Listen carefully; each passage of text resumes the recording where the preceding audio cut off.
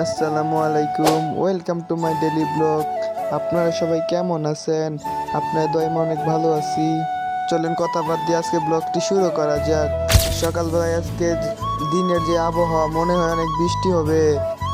বাইরে বৃষ্টি হচ্ছিল, এর মধ্যে আমি পড়তে বসেছিলাম, কারণ আমাদের সামনে টেস্ট পরীক্ষা, তাই একটু পড়তে বসেছিলাম।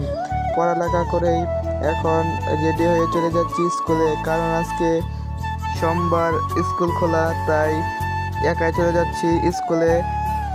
আসার সময় হঠাৎ রায়হানের সাথে দেখা হলো, তাই তাকে নিয়ে চলে যাচ্ছি স্কুলে।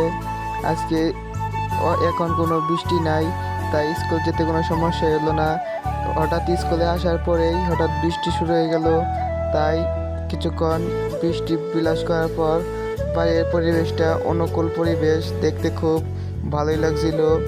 স্কুলের মাঠের অবস্থা খুবই সুন্দর দেখা যাচ্ছে, তাই সেখানে কিছুক্ষণ দেখার পর ফাইনালি স্কুল ছুটি দিয়ে দিল। তাই স্কুল থেকে বাড়ি ফেরার সময় মাঠে যে কাদা মানে প্যাক রয়েছে, তা কোনোভাবে পেরোনো যাচ্ছিল না। তা পেরিয়ে তারপর রাস্তায় এসে দেখি আরও এলাকার অনেক পোলাপান রয়েছে, তাদের সাথে বাড়ি চলে আসি। বাড়িতে আসার পর দুপুরবেলা খাওয়া দাওয়া করে একটু বেড়াতে এসেছিলাম।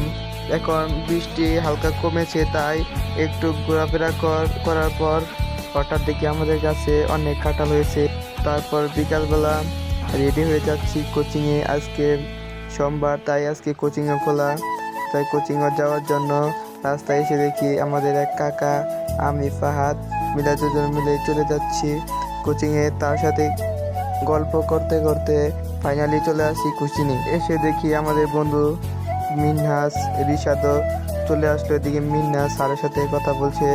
তারপর দু একটা ক্লাস করার পর আমরা এখন হালকা গল্প করার পর টিফিন দিয়ে দিছিল, তাই টিফিনের সময় আজকেও প্রতিদিনের মতো আজকেও চলে যাচ্ছি বাজারে হালকা কিছু নাস্তা খাওয়ার জন্য। তাই এদিকে বাজারে যাচ্ছিলাম।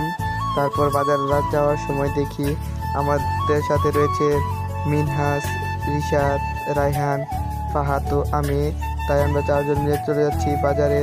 এদিকে ক্যামেরা দিকে রিশাদ তো ছুটে গন্ডালা পলাইলো, সেই তো ক্যামেরার মধ্যে উঠিয়ে পড়লো। তারপর বাজার থেকে নাস্তা খেয়ে আসার পর দেখি মিনহাস এদিকে ফুল রেডি করছে, কাকে জানি দেয়।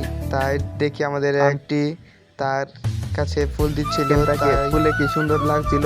তারপর সে তার মাথা থেকে ফুল ফেলে দিল। এদিকে রিশাদ দেখি তার কোন বান্ধবীর সাথে জানি কথা বলছে।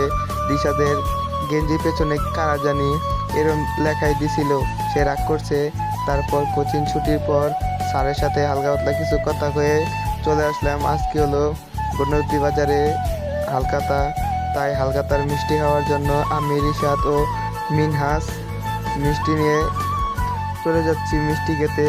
তাই মিষ্টি নিয়ে আমি, রিশাদ ও মিনহাস চলে আসছে এখন দোকানের বাইরে। দোকানের বাইরে আসার জন্য কিছুক্ষণ আড্ডা দেওয়ার পর তাদের সাথে মিষ্টি খেলাম। মিষ্টি খেতে আসলে অনেক ভালোই লাগে, তাই মিষ্টি খেয়ে বাড়ি চলে আসলাম।